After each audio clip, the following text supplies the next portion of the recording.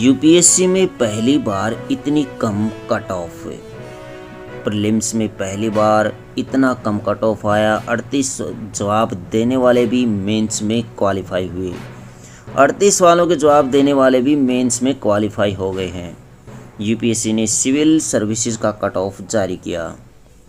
UPSC ने civil service सेवा परीक्षा 2023 की कट ऑफ जारी की है।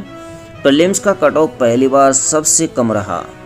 सामान्य वर्ग के लिए 75.41 था।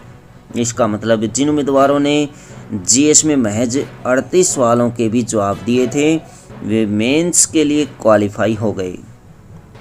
ओबीसी के लिए कट ऑफ 74.75 था। ओबीसी के लिए कट ऑफ 74.75, ईडब्ल्यूएस के लिए 68.02, एससी के लिए 59.25, एसटी के लिए 47.82, जबकि दिव्यांगों की विभिन्न श्रेणियों के लिए कट ऑफ इस प्रकार रहा 33.68 से लेकर के 47.13, इन दोनों के बीच रहा। यदि न्यूनतम सवाल के आधार पर देखें तो ओबीसी से 38, ईडब्ल्यूएस से 34, एससी से 30, एसटी से 24, दिव्यांग श्रेणी से 17 से 24 सवाल हल करने वाले मेंस के लिए चुन लिए गए। दिव्यांग श्रेणी में 17 से 24 सवाल हल करने वाले मेंस के लिए चुन लिए गए। बीते 5 साल की बात करें तो सामान्य श्रेणी के लिए 2022 में कट ऑफ हुई 88.2, 2021 में 87.5, 2020 में 92.5, 2019 और 2018 में 98 रहा था। मेंस में कट ऑफ 741, पिछले साल से 7 अंक कम रहा। पिछले साल से ये 7 अंक कम रहा है। एसटी के लिए 692 कट ऑफ रहा।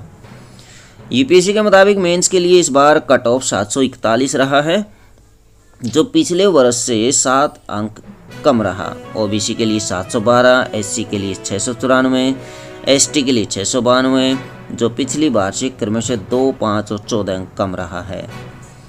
इन दोनों सत्रों पर कट ऑफ की कमी का असर ओवरऑल फाइनल कट ऑफ पर भी पड़ा है, जो सामान्य श्रेणी के लिए इस बार 953 है।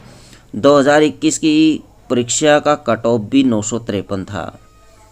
विशेषज्ञों का मानना है कि 2023 के प्रीलिम्स के पेपर में सवालों का पैटर्न बहुत कठिन था। कम से कम 34 सवाल ऐसे पूछे गए जिनमें परीक्षार्थियों को यह बताना था कि दिए गए विकल्पों में से कितने सही हैं या गलत हैं।